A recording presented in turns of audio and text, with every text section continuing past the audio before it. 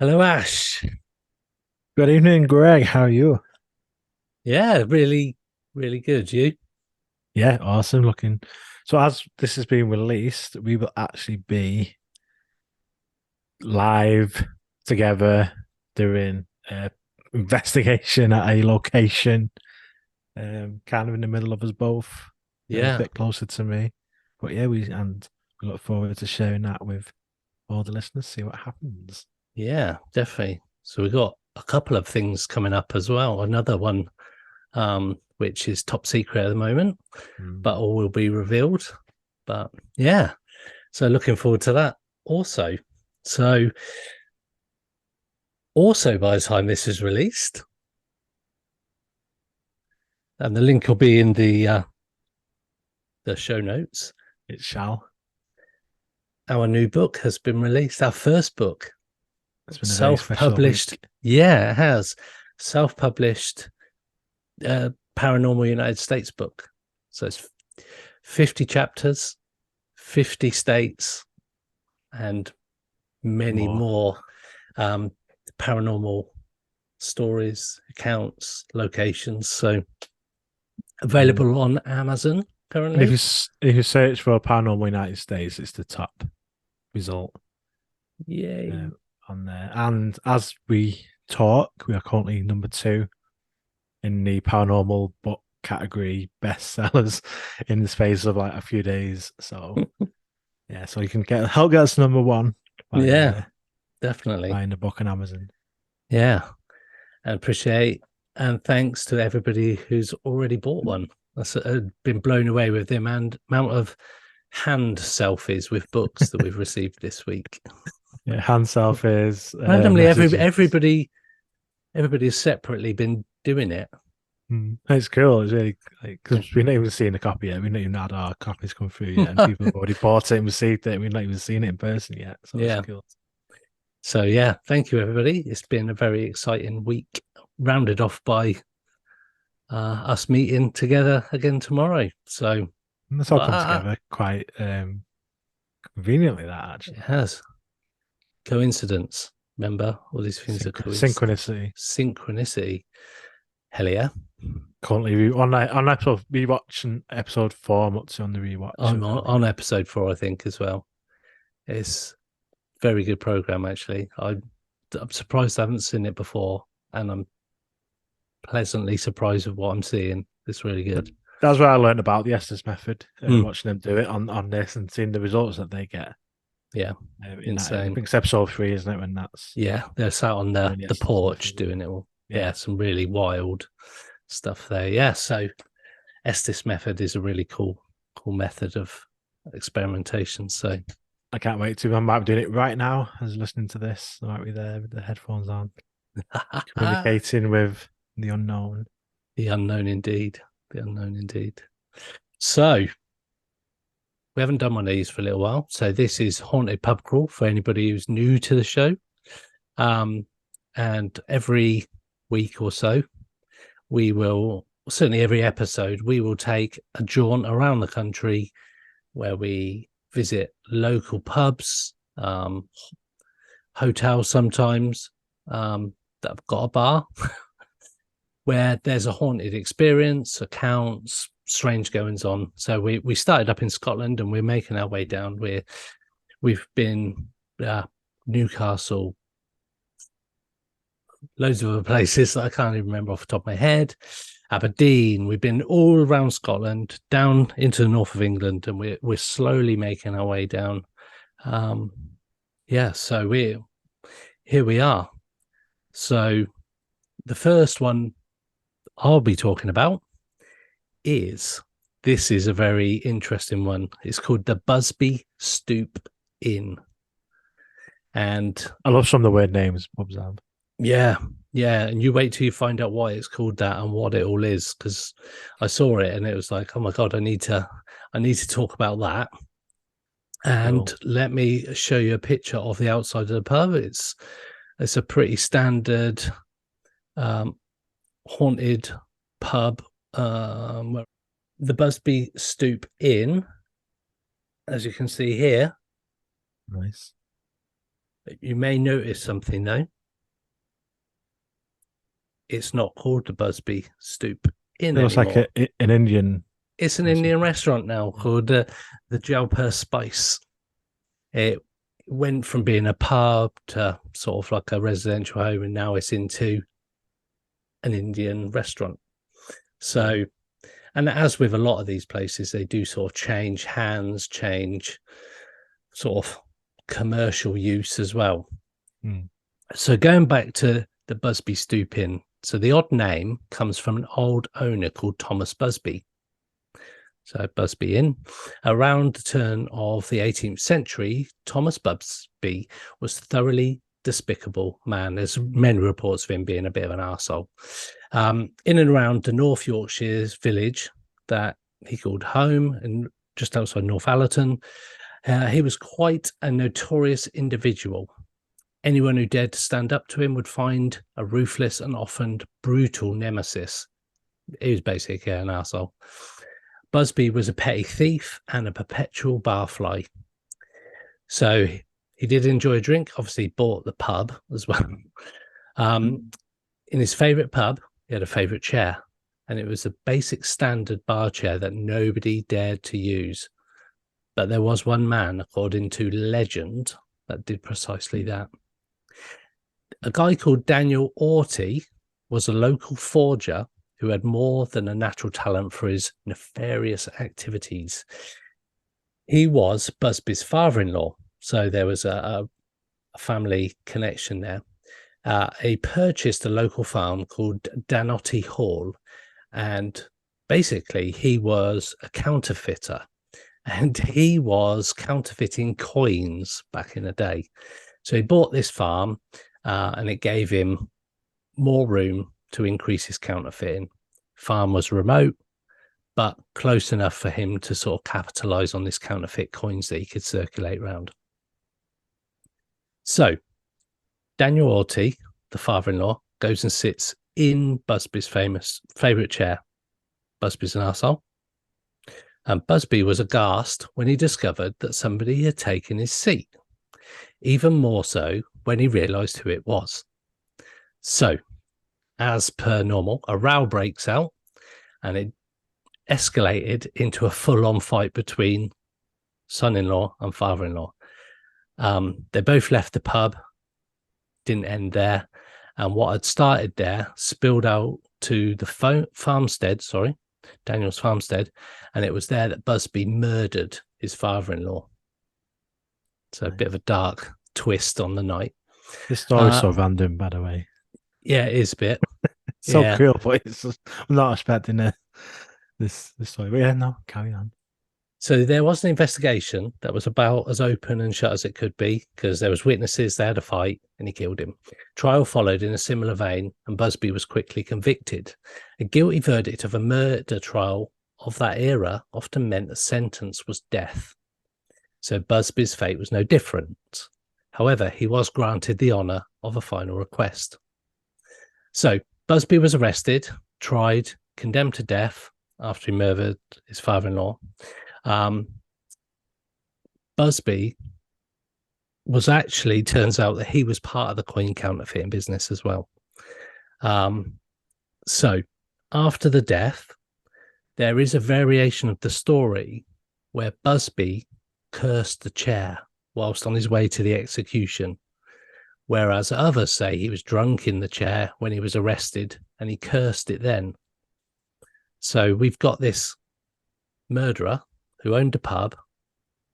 He was an arsehole, dodgy guy, and cursed this chair, whether it was on the way to the execution or not. Either way, it was cursed. It was cursed. So Busby was gibbeted at Sandhutton Crossroads. So gibbet is an instrument of public execution, which is like guillotine, executioner's block, impalement stake, hanging gallows, or related scaffold. Gibbeting is the use of a gallows-type structure from which the dead or dying bodies of criminals were hanged on public display to deter other existing or potential criminals. Awesome. Occasionally, the gibbet was used as a method of execution, with the criminal being left to die of exposure, thirst, and or starvation. So you can imagine the gallows. It looked like a gallows, basically. And the practice of placing a criminal on display within a gibbet is also called hanging in chains. So not the most pleasant way. Yeah, and the site of the execution was opposite the pub. So, of course. There's a crossroads there, opposite the pub, which is now a roundabout, and that's also said to be haunted by Busby's ghost. So it's a bit of a crazy place. He decided not to move on and decided to stay roundabout. there. That's haunted roundabout. Yeah, we've done haunted roads. Never done. We have done haunted roundabout. Roads. Yeah, there's no strange coincidence that the ghost of this pub is Thomas Busby, they believe. He also haunts the area where he was hanged over the road. There was a chair in the pub that Thomas cursed, as I mentioned before. He said that anyone who shall sit in the chair shall face a horrible and sudden death, just like he was due to. So legend has it that many people who've sat on the chair did in fact die within a matter of days and sometimes within hours, which is a bit weird. So we fast forward a couple of years, well, a couple of 100 years really, and locals claimed that during the Second World War, Canadian airmen from the nearby base at Skipton-on-Swale went to the pub, and those who sat in the chair never returned from bombing missions over mainland Europe. Which I don't think many did anyway, but adds to the legend. And in the 1970s, some fatal accidents were linked to the chair. In 1978, however, the chair was ultimately hung from the ceiling of Thirsk Museum to prevent anybody sitting on it, even by maintenance. Wow. This is where it gets a bit weirder. A furniture historian examined the chair and found it to have machine-turned spindles, whereas in the 18th century, chairs were made using a pole lathe. So he dated the chair to 1840, which was 138 years after Busby's execution. So I'm not entirely sure that it was the chair that he cursed.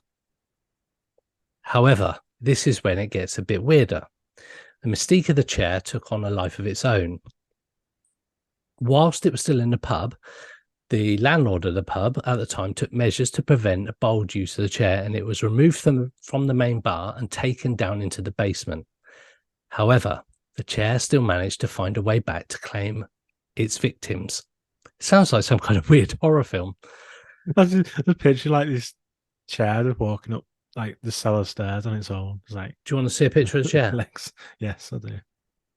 So they did hang the chair up in the pub at one point, and that's it there. It actually looks quite creepy. I'm not going to lie. I was picturing it walking up the stairs. Yeah, it's some kind of leg at a time. Yeah, it's some kind of weird horror film type thing there, isn't it? So a few years later, when maybe one or most of the staff had overlooked the infamous chair, a bricklayer was contracted to do some work.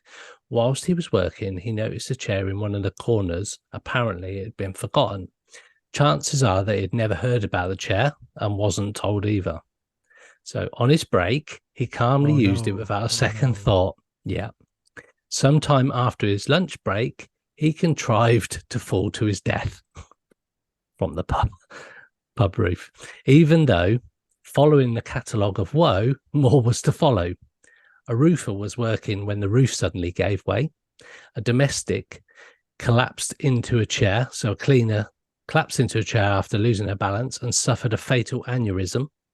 A delivery driver crashed his van within an hour of his encounter with the chair. So very, very, very weird. And in, as I say, 1978, the chair was ultimately hung from the ceiling of Thirsk Museum. And there it stands today. So that awesome. Is the haunted chair of the Busby Stoop Inn. And the stoop is apparently that sort of block bit where you stand on when you're going to be executed. So it's Busby Stoop Inn, it was named as. So yeah, Nice, nice name interesting to pub. name your pub after someone being executed. So a bit different having Yeah, a that's chair this I time. love that. I love that. That was a good one. Yeah, something a bit different. Nice. For mine's a little bit different as well. Good. You mentioned about kind of we do mainly pubs. Sometimes pubs get repurposed into different types of buildings and stuff. Yeah. And what I'm going to talk about, and I will see if you recognize the name. You may not, but if you do, just tell me. So we're going to go to a place called the Antwerp Mansion in Rusholme in Manchester. If that rings any bells at all, Should it? possibly. I've got a feeling that I know where this might be going, but no, it doesn't ring a bell at the moment. We'll see. We'll see what It's happens. not. It's not a lodge or anything, is it? No, Okay. no. So Antwerp Mansion was purposely built as a private residence in 1840, forming part of the Victoria Park estate, a gooted, a gated community for the wealthy Victorian industrialists of Manchester. Built in an early Gothic architectural style, it was just a house, a big mansion, until it changed its use to a private club in 1922, when extensions to the building were added to incorporate a ballroom and a snooker hall. So I managed to get it under the haunted pub umbrella because it Wow, was converted into. that's a bit of a tenuous link. Yep. However, in more recent years, the mansion gained an almost cult status within the music scene as it became a nightclub. And it was a nightclub Not the until its hacienda, closure. was it? No, no. It's a nightclub in Manchester until March 2018.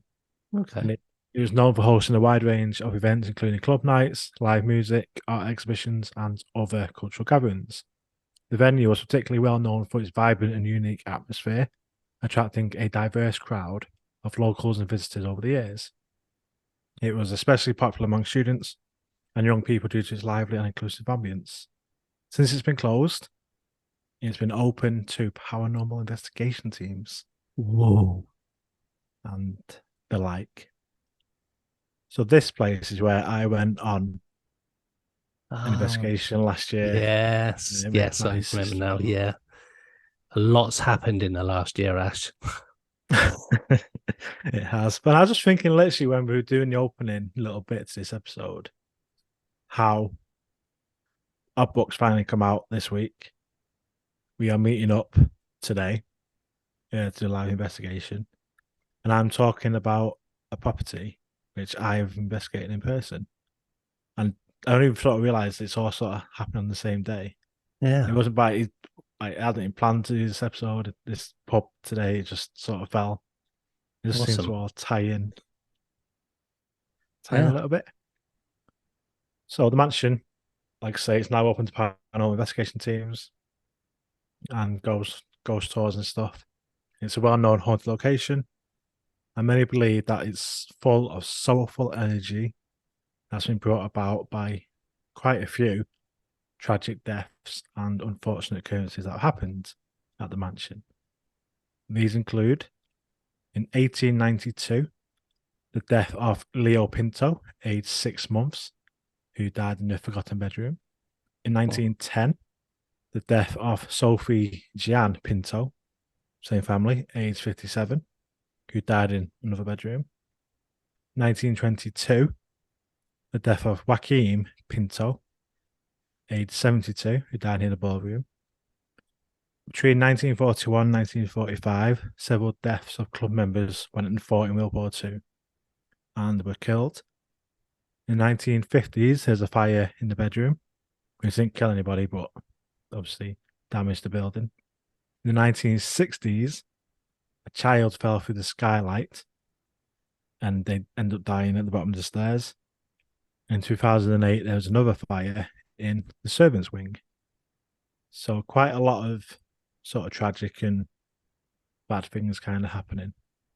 I realize I'm not put the picture up. So let's just have a look. weird, creepy. So it's a good picture. Haunted Hunts are a group that do investigations, and that's their picture I've very kindly used. Because they got a good background on it. So you are listening on audio. You have a you go to our YouTube, you can see the videos and Yeah. Yeah. images of the pub and everything as well. So paranormal activity has been reported there back to the 1970s when a rocking chair was seen moving on its own.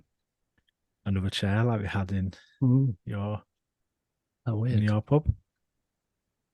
Staff that worked in the building when it was a nightclub reported strange noises and the feeling of being watched. And partygoers also reported to being pushed by unknown hands. And humming can be heard when no one's around. On numerous occasions, a shadow person is reportedly seen walking the full length of the building, from the blue room to the end of the ballroom. And the skylight where the child fell through, which is kind of above it's so the staircase as you go in through the main door. Mhm. It's like a big grand piano in this like sort of hallway. And the stairs on the right, but they twist. So you go up the stairs to your right, and then they go around, so you end up at the left Okay. Yep. as you go in. The skylight there is where the child fell through and then ended up dead at the bottom of the stairs. And whispering and childish voices can be heard in this kind of lobby area where this grand piano is. Unexplained flashes of light have been frequently reported over the years, and lots of just shadows and things being seen like moving when you look there, there's no one there, or things like that. Our favourite show, Most Haunted, they did an investigation show there, and they obviously they had on camera they caught glasses smashing, Obviously. uh, someone going upstairs and knocking and We tapping didn't get pulled noises. up the stairs, did they, by a bit of road going? I never seen that episode. So I mean when we were there, um, we were down in the cellar and there's like a number of rooms down in the basement area. When we were doing the vigil down there, and we kept having a music box going off. That in itself is just creepy because Mm. you're in the pitch black, it's silent. The next minute, the twinkling noise of the old school Yeah. style wind Well, up music box to start ding ding ding. Like, that's creepy. so, Yeah. and that kept going off repeatedly. And seemingly on response as well. To see, we put it near the door, and I was stood near the door, I was like the closest person to the door, and this was just outside the door. This music box, and it's triggered when someone walks near it. Oh my god, that was creepy. It's like we literally saying to him like, "It's okay, you can come into the room," and then he went off as if someone had walked past Wow. the music box. So that was creepy, and that was where I got. We did Yester's method, got a variation on Yester's method, Mm. and when I was when I had it on, we sort of went around the group taking in turns to use it, people who wanted to use it, and I got a woman's voice saying, I can't remember what it was. I think it's "I can't pee" or something like that. And I said it like I was laughing as I said it out loud because I was like, I'm gonna laugh because it's just really random and funny. I think I can't. It's something Yeah. like "I can't pee" or something. Well, I looked into it afterwards. Like there was, can't remember what like illness it was, but it was very common back in like 19th Okay. century, where like urine type diseases. So that easily treatable now would obviously be more painful back then. I Um, imagine. Yeah. and then I got one response on the voice that I heard on yesterday's method saying "stop." Yeah, it kept coming through "stop," and then it came through "stop the experiment" Oh, or "end the experiment." But I didn't say it out loud because I seem to be the only person that kind of picked up any words. And in my head, I thought it sounds like I'm saying it on purpose, like I'm making it up. "Stop the experiment" is like too good of a result yeah. that it feels Oh, I remember fake. you talking about this. Yeah. Yeah. Yeah. Yeah, so I never said it just because I thought, and I heard it, I That's was like, too. it's too good of an answer. It just sounds too fake. I didn't want to say it because people are going to think, now this guy's just blagging. So it's literally like "stop the experiment." Like, No. so I didn't say it, but it came through. I told the guy afterwards, like, it came through closed day. Like, it's either end or stop. I think it was end the experiment. Like, man's voice came through on the Nice. actual, but I didn't say it out loud because it was too thingy. Apart from that, didn't have much happen. We did a Ouija board, nothing happened. We did table tipping, where it was a bit weird. Never done table tipping before, or anything like that, and it was weird because there's four of us, two one girl that I was with that I knew, and two stranger people. Not stranger people, strangers. People did not, well, they were kind of a bit strange. And we had our fingers on it, and it was tipping that much. Two of them had let go completely because it had tipped that much they couldn't physically keep their hand on it.